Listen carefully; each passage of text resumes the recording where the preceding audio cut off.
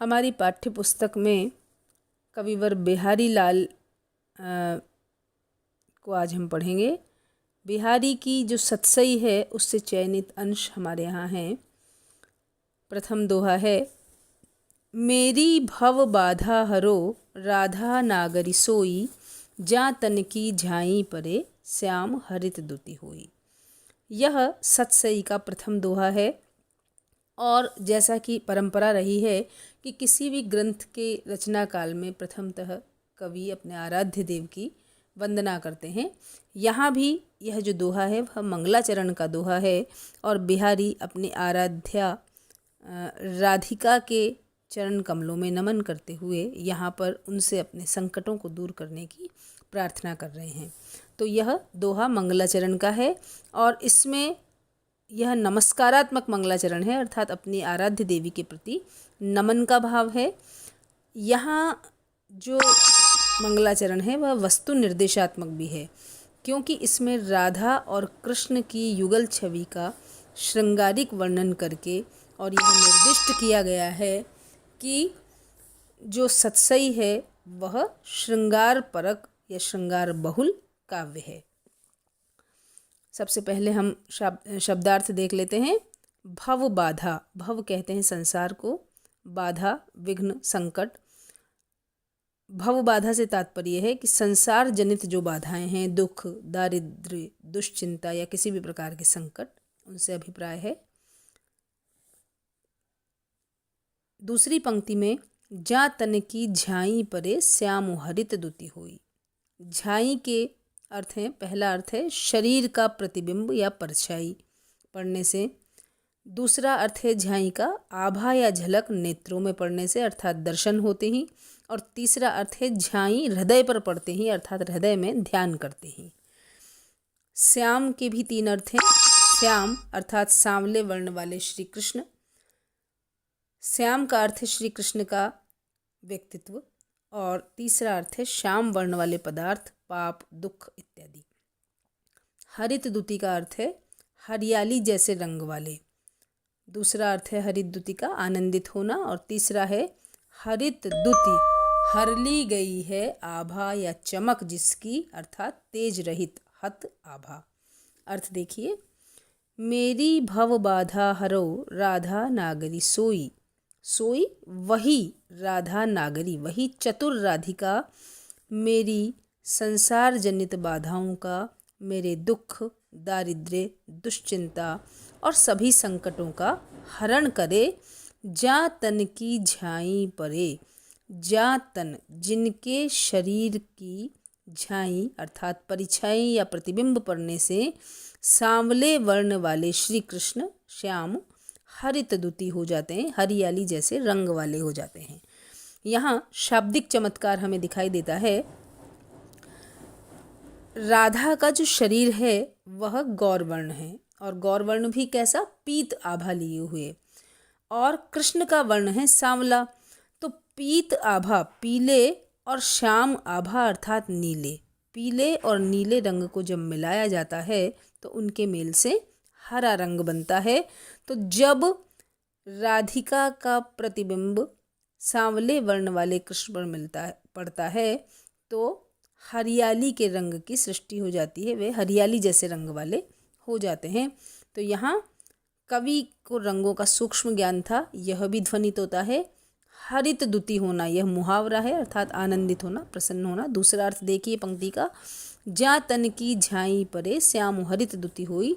जिन राधिका के शरीर की आभा या झलक नेत्रों में पड़ते ही, अर्थात दर्शन होते ही, श्री कृष्ण का जो व्यक्तित्व है वह हरित दुति हो जाता है, आनंदित हो जाता है। अर्थात जैसे ही श्री कृष्ण राधा का दर्शन करते हैं नेत्रों से तो उनका हृदय आनंदित हो जाता है। तीसरा अर्थ है कि जिनके शरीर की परछाई भक्तों के हृदय पर पड़ते ही, अर्थात भक्तों के द्वारा उनका ध्यान करते ही श्याम, उनके जो हृदय में अवस्थित श्याम वर्ण वाले पदार्थ हैं, जो पाप हैं, जो दुख हैं, जो कष्ट हैं, हरित दुति होई, वे हत आभा हो जाते हैं, तेज रहित हो जाते हैं, अर्थात पाप संताप दुख इत्यादि राधा का ध्यान धरते ही दूर हो जाते हैं।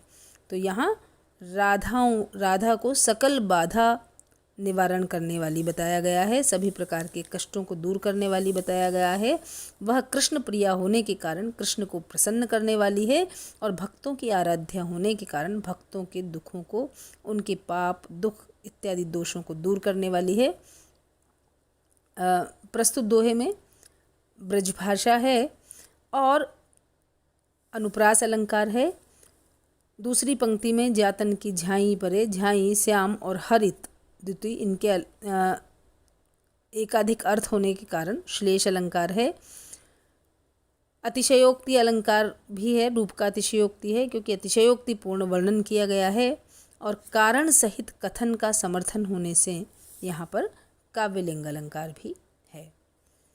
दूसरा दोहा देखिए, मोर मुकुट की चंद्रिकनु यो राजत नंदनंद, मनु शशि शेखर की अकस किए शेखर सतचंद। यहाँ सखी द्वारा कृष्ण की शोभा का वर्णन किया जा रहा है। जैसा कि हम सभी जानते हैं कि कृष्ण मोर पंख का मुकुट अपने सिर पर धारण करते हैं, उसी का आधार लेकर और सखी कहती है कि मोर मुकुट की चंद्रिकनु, चंद्रिकनु का अर्थ है मोर पंख में चंद्राकार जो चमकीले चिन्ह होते हैं उन चंद्रिकाओं से यों राजत, राजत माने सुशोभित होना, नंद नंद, नंद नंद का अर्थ है नंद बाबा के जो पुत्र हैं, नंद को आनंदित करने वाले उनके जो पुत्र हैं, यहाँ वे इस प्रकार सुशोभित होते हैं। मोर पंख में चंद्राकार चंद्रिकाओं से युक्त मोर पंख को धारण करके और जो नंद नंदन श्री कृष्ण हैं वे यों राजत इस प्रकार सुशोभित होते हैं। मनु मानो, शशि शेखर, शशि शेखर का तात्पर्य है महादेव, शशि जिनके शीर्ष पर विराजमान हैं वह महादेव की अकस, अकस कहते हैं वैर या शत्रुता, अरबी शब्द है यह और अकस का अर्थ है ईर्ष्या, वैर, शत्रुता। किए शेखर सतचंद, शेखर मतलब सिर पर कर लिए हैं सतचंद 100 चंद्रमा।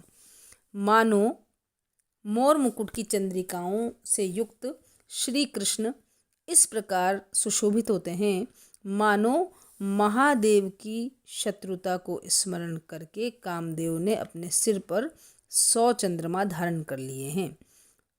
कामदेव के समान रूप है कृष्ण का और ऐसा लगता है मानो कामदेव ने 100 चंद्रमा महादेव की ईर्ष्या को, वैर को, शत्रुता को स्मरण करके धारण कर लिए। हम सभी जानते हैं कि महादेव ने कामदेव को भस्म कर दिया था, इसलिए उसी शत्रुता को स्मरण करके मानो महादेव की प्रतिस्पर्धा में कामदेव ने अपने सिर पर 100 चंद्रमा धारण कर लिए हैं।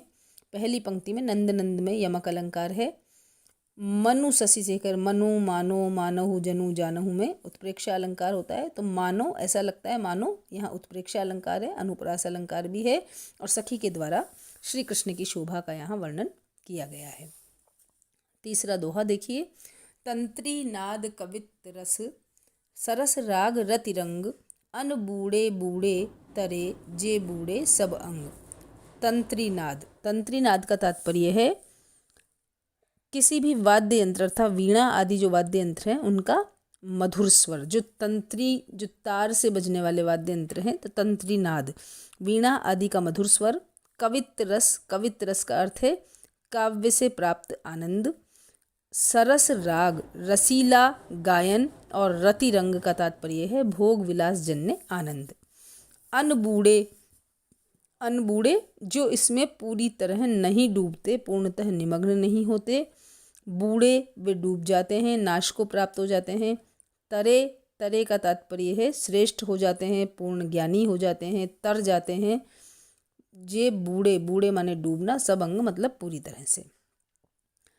यहाँ कलापूर्ण जीवन की सार्थकता का चित्रण किया गया है। जो विविध कलाएं हैं हमारे यहाँ, काव्य कला है, संगीत कला है और प्रेम है, इनको जीवन का सार बताते हुए, इनके द्वारा ही जीवन की सार्थकता है ऐसा बताते हुए कवि कहते हैं कि तंत्री नाद, वीणा आदि का मधुर स्वर, कवित रस काव्यानंद, रसीला गान और भोग विलास जन्य जो आनंद है, इसको प्राप्त करने के लिए जो व्यक्ति अनबूढ़े पूर्णतः निमग्न नहीं होता वह डूब जाता है। अर्थात यदि वीणा आदि का स्वर सुनकर व्यक्ति उसमें पूर्णतः निमग्न नहीं होता तो वह उसका आनंद प्राप्त नहीं कर सकता। उसी प्रकार काव्यानंद को भी प्राप्त करने के लिए कविता में डूबकर, रस में डूबकर हमें पढ़ना पड़ता है। गायन की भी यही स्थिति है। यदि हम गाना सुने, कोई भी गीत सुने और पूरी तरह डूबकर उसमें सुने तो हमें उस गीत का आनंद प्राप्त होता है। और इसी प्रकार रतिरंग, प्रेम जनित जो आनंद है वह भी उथलेपन से प्राप्त नहीं होता। प्रेम रस में पूर्णतः निमग्न होने पर ही प्रेमानंद प्राप्त होता है। लेकिन यदि कोई इसमें अनबूढ़े रहते हैं, पूर्णतः निमग्न नहीं होते, सतही तौर पर बर्ताव करते हैं, तो बूढ़े तो वे नाश को प्राप्त हो जाते हैं। अर्थात पूर्णतः निमग्न नहीं होने पर उन्हें किसी प्रकार का आनंद नहीं मिलता। और तरे, जो व्यक्ति पूर्ण ज्ञानी हो जाते हैं, तर जाते हैं, श्रेष्ठ हो जाते हैं, जे बूढ़े जो इसमें डूबते हैं, सब अंग यानी पूरी तरह से। कहने का तात्पर्य है कि पूरी तरह से सर्वांगतः डूबकर जो तंत्री नाद, कवित्र रस, सरस राग और रतिरंग इन सब का आनंद प्राप्त करते हैं, वे तर जाते हैं। और जो उसमें डूबकर आनंद रस में सराबोर नहीं होते, ऐसे पूर्णतः निमग्न न होने वाले नाश को प्राप्त हो जाते हैं। तो यहाँ कलापूर्ण जीवन की यही सार्थकता है कि किसी भी कला का आनंद प्राप्त करने के लिए हमें पूरी तरह से उसमें निमग्न होना अति आवश्यक है।